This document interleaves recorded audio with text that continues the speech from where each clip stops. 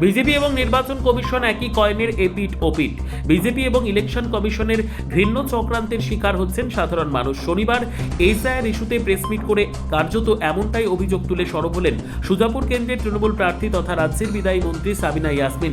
তিনি প্রেসমিটে ঠিক কী অভিযোগ করেছেন শুনুন তার মুখ থেকেই।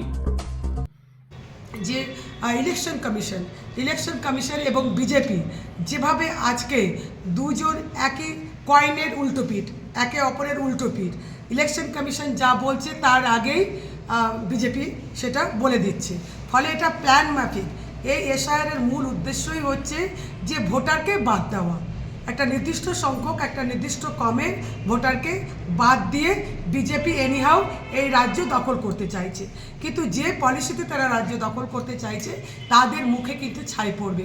তারা 4 তারিখের পর জেনে যাবে যে এসআইআর বিজেপির জন্য বুমেরাং ছিল, তারা কিছুই করতে পারেনি, বরং তারা উল্টে ভারী পড়ে গেল। আজকে 1,34,000-এর মধ্যে সেরকম আমাদের কাছে এখনও ডেটা আসেনি, কারণ সেভাবে ইলেকশন কমিশন ডেটা দেয়নি। আমাদের বুথ ওয়াইজ আমরা বুঝতে পারছি যে কতজন আছে, কতজন ডিভোটার হয়ে আছে, আর কতজন নিষ্পত্তি হয়েছে, ভোটার তালিকায় নাম উঠেছে।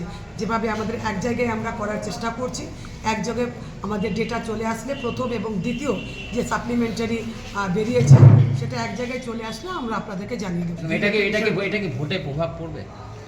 আমার তো মনে হচ্ছে না যে ভোটে কোনো প্রভাব পড়বে, কারণ আমি আপনাদের বলছি যে এটা আরও বিজেপির জন্য বুমেরাং হবে।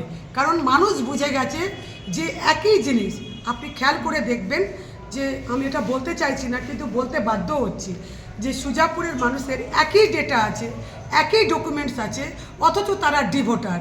আবার আপনি ইংলিশ বাজারে যাবেন, ওই একই ডেটা আছে, একই ডকুমেন্টস জমা দিয়েছে, অথচ তারা ভোটার।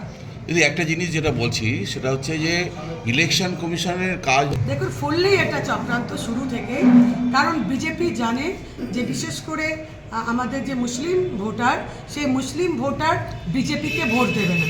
ফলে যদি প্রত্যেকটা বিধানসভা থেকে যদি নির্দিষ্ট সংখ্যক ভোটার যদি বাদ দেওয়া যায় তাহলে সেটা বিজেপির পক্ষে প্লাস হবে।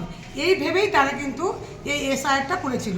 কিন্তু আমি ধন্যবাদ জানাতে চাই পশ্চিমবাংলার সমস্ত মানুষকে যে আজকে যে ধর্মেরই লোক এটা ফেস করছে না কেন, সকলে ইউনাইটেড হয়ে এটার বিরুদ্ধে কিন্তু ধিক্কার জানাচ্ছে। ফলে এটা বিজেপির কাছে ভারী পড়বে এবং বুমেরাং হবে। সমস্ত ধর্মের লোক তারা কিন্তু আজকে এসআইআরের বিরুদ্ধে লড়াই করছে, সে তার ভোটার তালিকায় নাম থাক আর না থাক, তারা কিন্তু এই ঘৃণ্য চক্রান্তের বিরুদ্ধে লড়াই করছে এবং মমতা ব্যানার্জিকে সাপোর্ট করছে। এবং আমি আনন্দের সঙ্গে জানাচ্ছি, এর মধ্যেও একটা আনন্দের সঙ্গে জানাচ্ছি যে যদি আজকে আমাদের মুখ্যমন্ত্রী শ্রীমতী মমতা ব্যানার্জি সুপ্রিম কোর্টে যদি না যেতেন তাহলে 60 লাখ লোককে ডিভোটার করে দিয়ে কিন্তু ভোট করে নিত। আজকে মমতা ব্যানার্জি সুপ্রিম কোর্টে গিয়েছিলেন বলে আজকে 60 লোকের কমপক্ষে রিভিউ হচ্ছে, নিষ্পত্তি হবে, 6 তারিখের মধ্যে নিষ্পত্তি হবে। তার মধ্যে ধরে নিচ্ছি যে 40% তারা ইন্টেনশনালি তারা 40% বাদ দিবে। তবুও যদি 60% আমাদের অ্যাড হয়, তো এই 60% যারা অ্যাড হবে এটার কৃতিত্ব কিন্তু বাংলার মুখ্যমন্ত্রী মমতা ব্যানার্জি। যদি আপনি যে আমাদের যখনই ট্রাইব্যুনালের ফরম্যাট বেরিয়ে যাবে যে কিভাবে আমরা ট্রাইব্যুনাল গঠন হয়ে যাবে, তখনই আমরা সেই ফরম্যাট হাতে পেলে 3 জায়গায় 4 হোক, 4 জায়গায় হোক, 5 জায়গায় হোক, আপাতত 3 জায়গায় ভেবেছি, 3 জায়গায় কম্পিউটার দিয়ে ছেলেদেরকে বসিয়ে দেওয়া হবে, ফরম্যাট ফিল আপ করে দিয়ে আমাদের যেখানেই বলবে, এখনও তো সিস্টেম আমরা জানি না কীভাবে করবে, সেই সিস্টেমে আমরা ফলো আপ করে পাবলিকের হয়ে আমরা লড়ব। অনেক গরিব ক্ষেত্রে আপনারা কিভাবে পাশে থাকছেন? আমি সম্পূর্ণভাবে তাদের পাশে থাকব।